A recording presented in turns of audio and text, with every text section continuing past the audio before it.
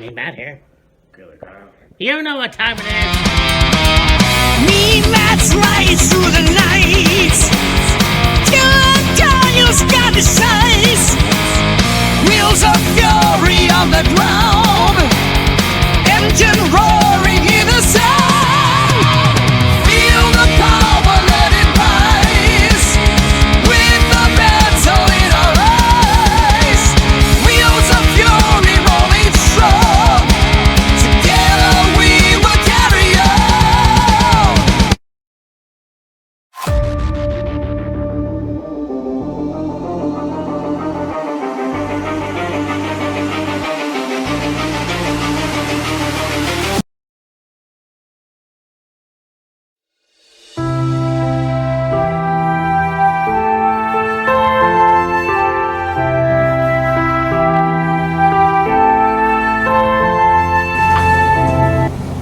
Hey, me and Matt here. This is Killer Kyle. Welcome to another episode of Wheels of Fury.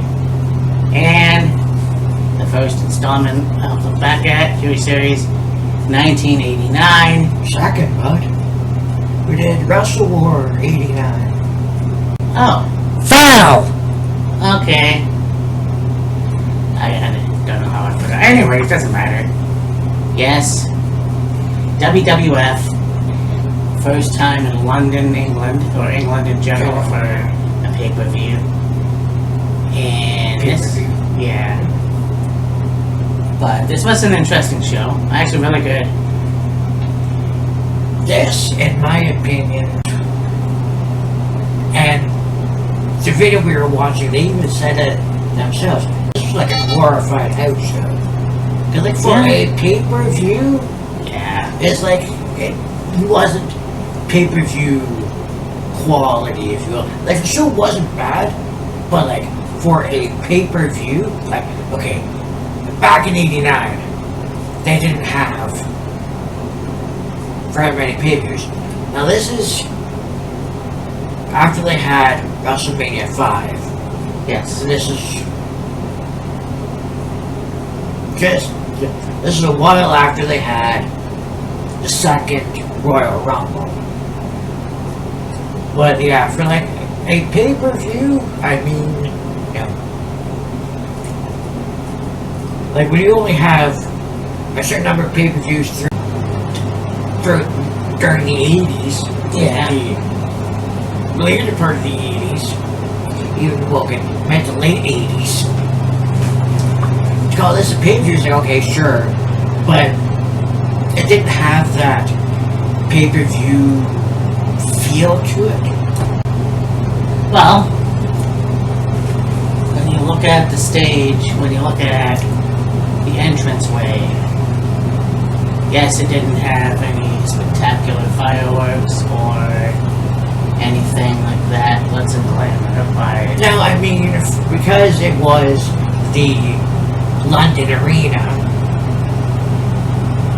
no, it didn't have, the pomp and circumstance, if you will. But, I mean, it did look good. Sure enough. I just mean that, like, you look at the matches that they had, how the matches went, and then the amount of interviews that they did, it's like, I mean, yeah, okay, Royal Rumble had a fair number of interviews during the show, but, this was like on a different level. Oh yeah. Like Kyle said, coming out of WrestleMania 5, this would have been an interesting one because we did get a rematch with Hogan and Macho, which we'll get to that when we get to that. Yes.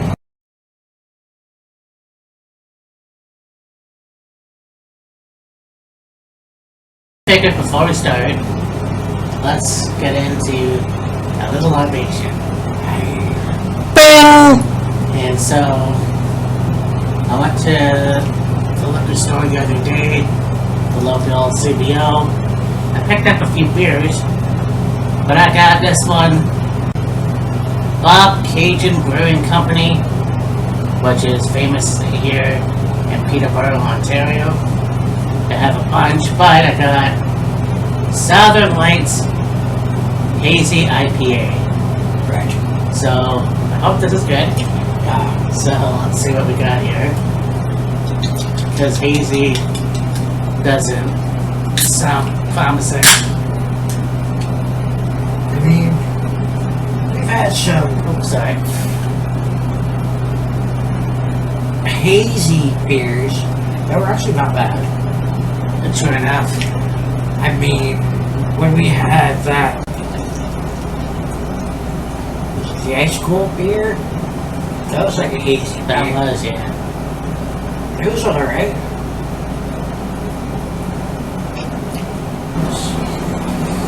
I mean, as far as a hazy beer is concerned, I mean, it's pretty hazy.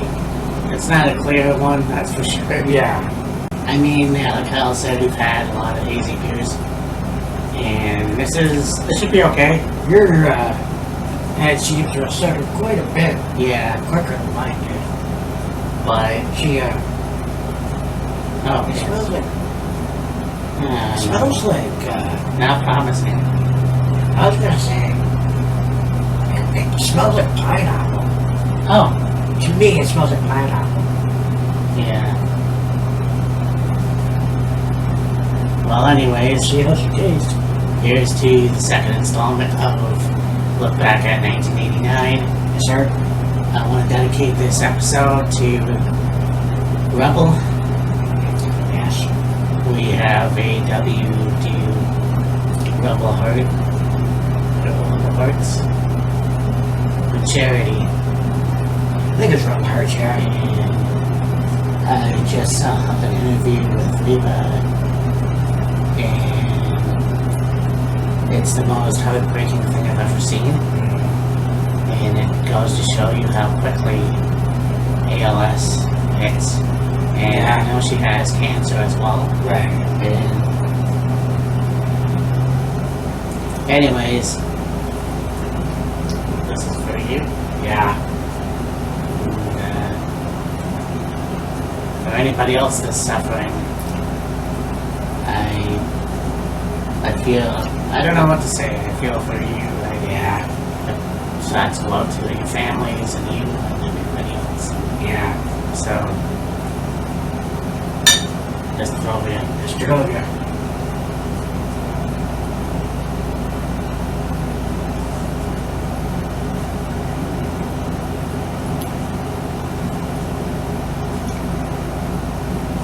I'm not buying this again.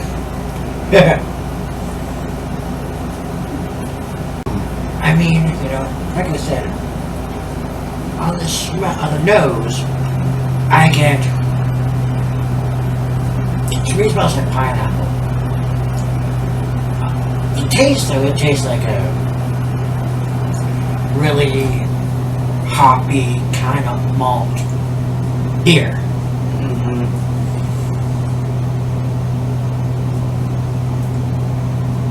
Well, I should have known I was getting into it. I mean, the thing with a hazy IPA or an IPA in general is it's going to be, well, IPA is India Pale Ale. Yeah. So, generally with IPAs, they're going to be lighter than your regular beers, I'll call them. Then you get into the hazy ones, and they feel like they have more of the hops and whatever grain is in them. Because they get...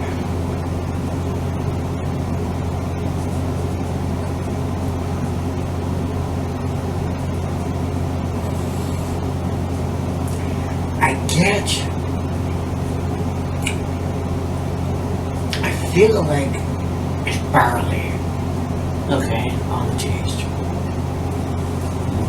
By the same can. Yeah, for sure. My apologies to Bob Gates and Brewing Company. I know there's more out there. So, Okay, so 6.5 alcohol by volume. Choose really strong beer. It says citrus on the can. Here we go. well, Malted barley, oats, wheat, hops, yeast. Yeah, so the malted barley is what is giving it that kind of rye spice flavor to it. It says citrus though on the can. I don't see citrus listed as the ingredients. But I mean, like I said, on the nose you get the pineapple. Well, that's not really a citrus, but like I don't really get like lemon or lime or orange, no. or some grapefruit, blood orange, whatever. I got pineapple, but on the taste it's way different than on the nose. Yeah. Well, I like to see what else they have, but this is not good at all.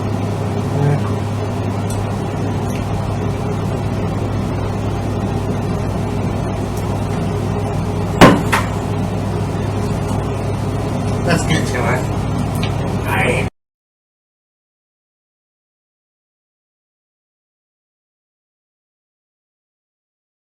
Now this first match, we didn't even see when we were watching the video of it. Right. We have Mark Rocco, Dave Finlay, and Skull Murphy, who took on Dusty Wolf, Al Perez, and Tim Horn. Yeah. We only know Dave. Well, I only know Dave Finlay. Dave Finlay for sure. Yeah. Al Perez, I remember him from, I think it was World Class. Oh, okay. Yeah. Dusty Wolf and Tim Warner were, I know, even Morocco, Skull Murphy, I'm sure were called them enhancement talent. Yeah. Dave Finlay, of course. It's Finlay. His son being a part of the Dogs and AEW. Yes. Of course, wrestling in Japan for a long time. Yes. And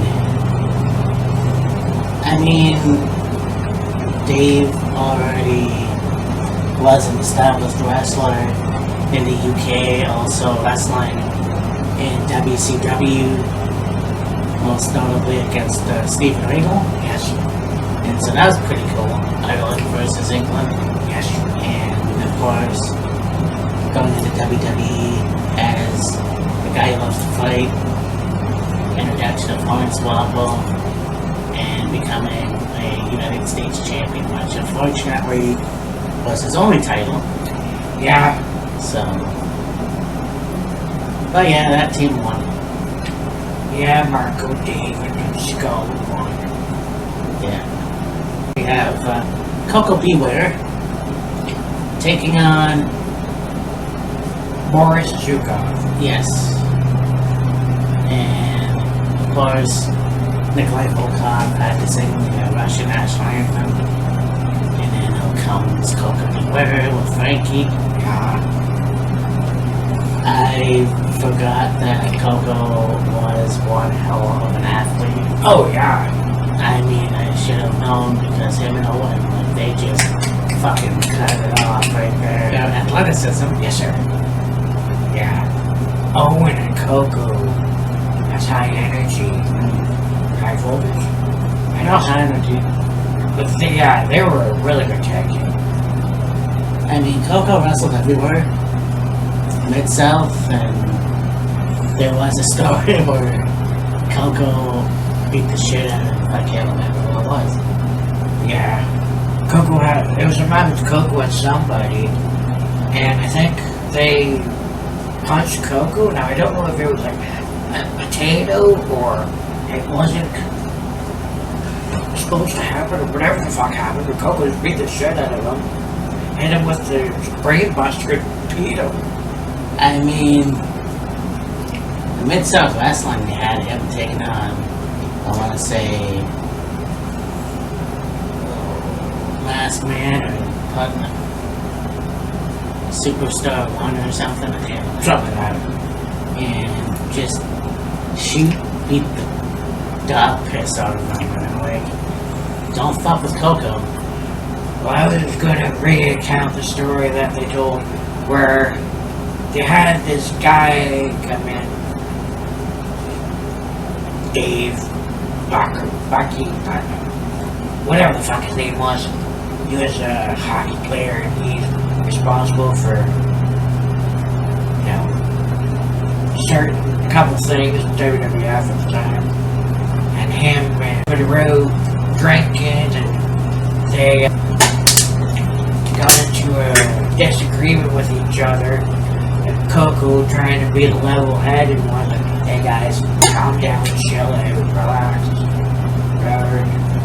Take it for this former hockey player, dude. I guess there's no one they can do, fight or whatever. And he, like, what are you gonna do about it, Coco? And like, that's not escalating things, whatever. And the guy hauled off and slapped Coco, so Coco beat the fuck out of him. 2 black eyes, stuffed him up. Don't fuck with Coco. Nope. Anyways, yeah, I mean, got his in as well. Yeah. And then Coco bounced back. Yep. Winning the match. So, there you go. I mean, Coco is one of those guys that it depends how long you wrestled for. Like, he could have easily been an Intercontinental Champion. Yeah. For sure. It's unfortunate that shit happened the way it did. I know High Energy never got to take titles. Yeah. Which is bullshit to me. I know. Because they even had that feud with the Head Shrinkers. And it's like, come on. The thing that was strange to me was Coco won the match with basically a wrestle drop kick. Right. It's like, interesting. Back then, moves that you see today, or fuck, even 10 years ago, like, those were major, like, offensive moves. Right. You could do a drop kick, you could do a clothesline or anything and win a match. Yeah. So, Yeah. And you go on to Dino Bravo versus Hitman. Bret Hart. you know, it's been said a long time ago, and it's basically the truth. Bret Hart could have a match with a broomstick and make it look good. Well, fuck yeah. Bret was one of those guys who really lived the motto, best there is, best there is, and best there ever will be. Yeah. And the fact that he was a Triple Crown in WWF and then won some titles in WCW, of course, you know, Stampede Wrestling. Yeah. This guy was money. And I mean, look at Dino, and I don't mean as an insult, but what has he done? Like, Dino was... Bret Hart said that he didn't like working with Bravo, but Bravo was just about the strong moves. He couldn't really work, per se. Right. And it'd be like, Dino wasn't the most technical person in the world. He could hang. Yeah. But, like, yeah, he wasn't the most technically sound wrestler in the world.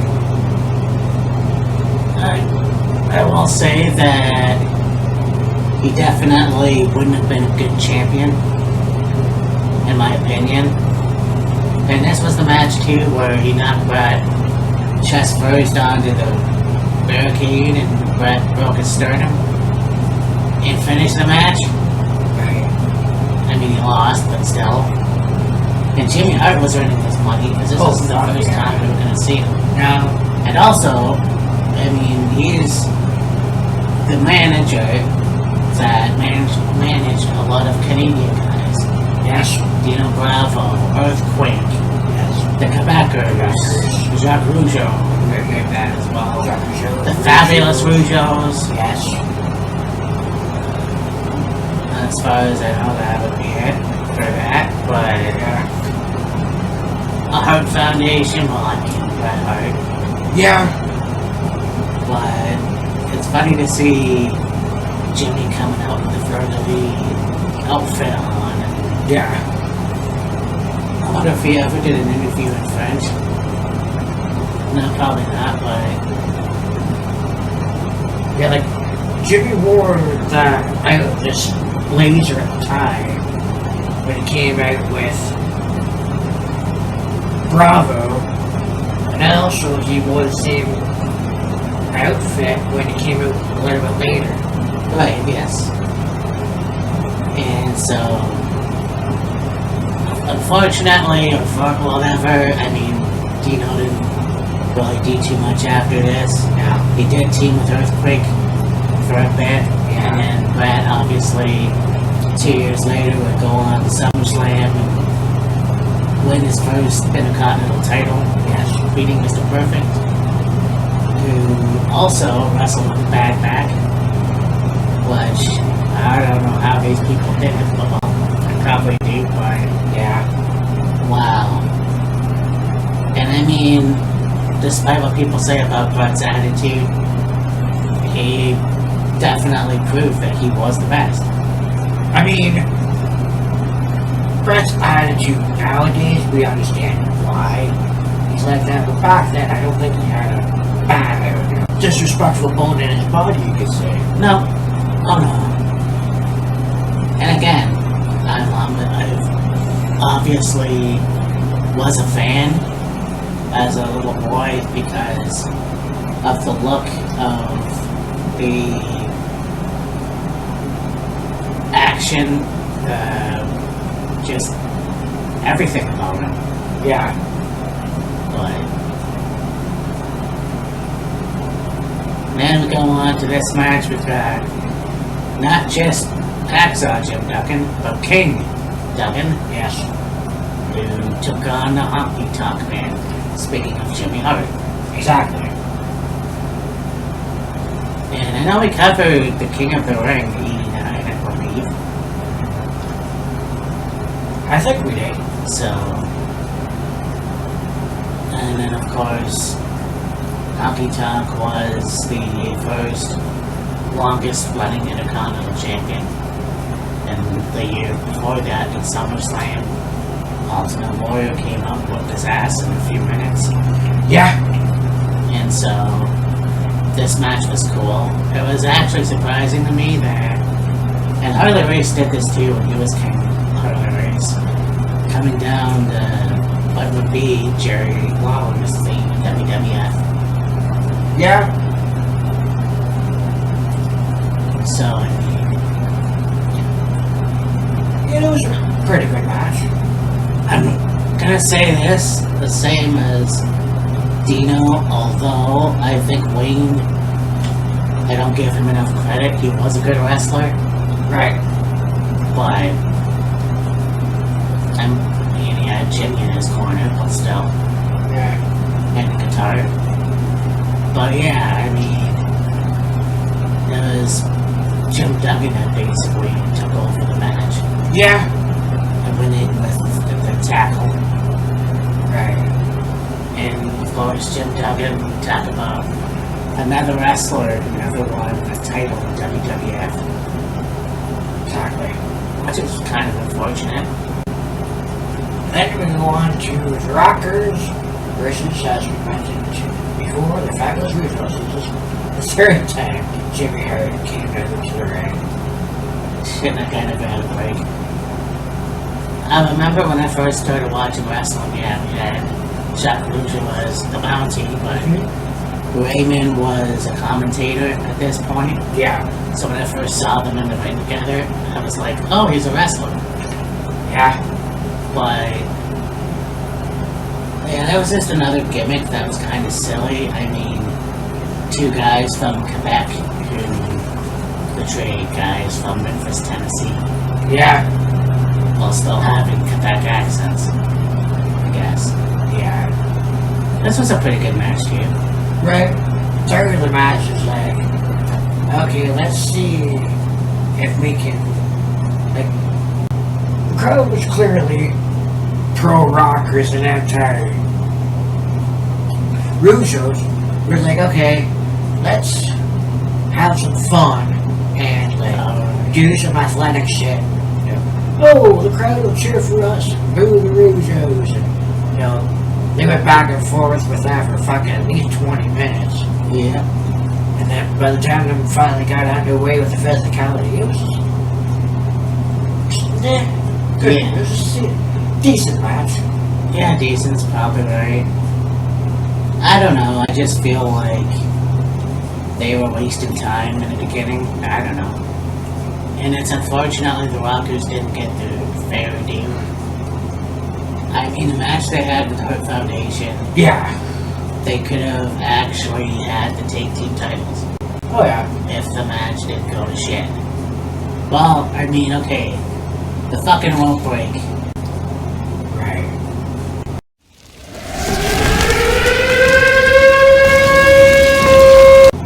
You know, it's like, okay, so they won the titles to give back the titles and then never get a fair shake again.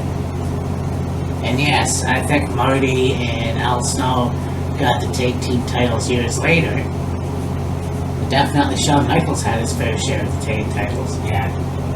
But, and I mean, it is what it is. But, The stupid thing about it was, you know, you have the Rockers defeat the Hart Foundation for the tag titles. They could have, you know, went with that. Like, okay, Rockers won the tag titles. Here's what happened. And like, have the Hart Foundation be like, so the Rockers beat us on a technicality. They could have beat us fair and square and won, you know, with whatever, have them have a rematch. And then maybe Hart Foundation went back to tag titles, whatever. But it was like, oh, the Hart Foundation loses the tag titles, Rockers. They go backstage. Okay, Hart Foundation, you're the tag champions again. We're striking this from the record. Nobody's gonna see it. Carry on.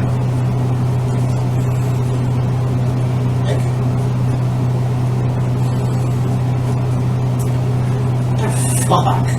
well, yeah, and I mean, I think the Rockers could have had a fair amount of opponents for them.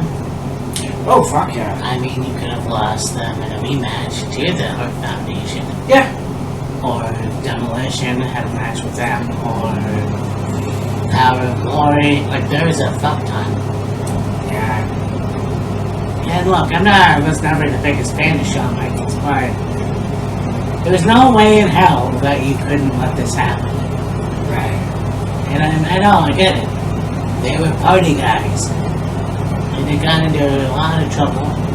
And they were probably a liability. And so, that's just sad, unfortunately. But it is what it is, once again. Shawn Michaels' career really took off, so Yeah.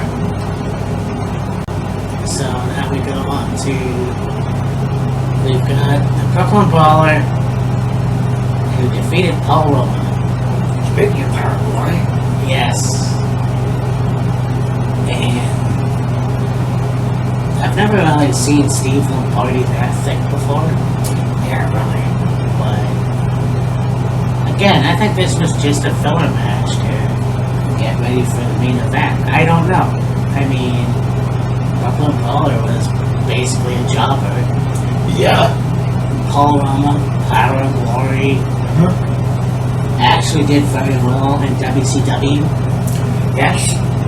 and was a member of the Four Horsemen. And so, I mean, yeah, a pretty good wrestler in my opinion. Yeah, he was underrated in my opinion too. Yes. Brooklyn Brawler. Like Steve Lombardi had a lot of other good characters. Yeah.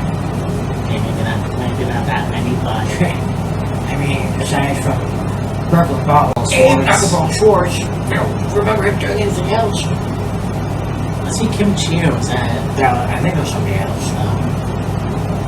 Well, nonetheless, yeah, this guy made everybody look good. It's interesting for me to see that, yes, he was a jobber, yet at the same time, he wrestled in a lot of home videos. Right. Like, and not in dark matches. No. So, which, by the way, he did win here, but I can't remember from what. And Paul Roma came off the top rope. I think it was a crossbody. Oh, yeah. And Lombardi rolls through and basically held the Tyson pin Roma. Right. And like I said, this is a filler match. Nothing against those guys, but Yeah. And your main event, like we said, great match at WrestleMania 5, Hulk Hogan versus Randy Savage. yeah. I mean,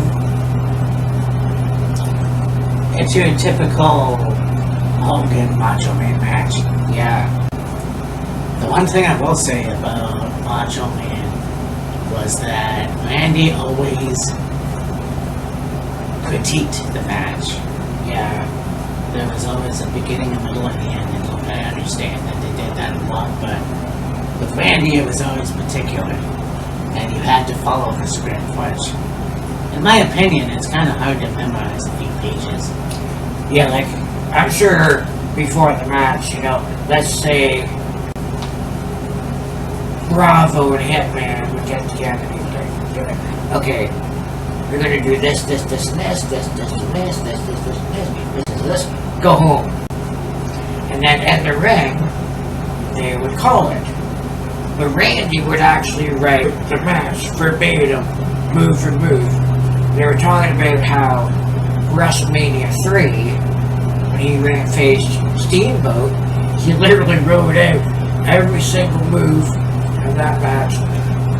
There was like 200 moves or whatever the fuck it was. And they followed it to a T.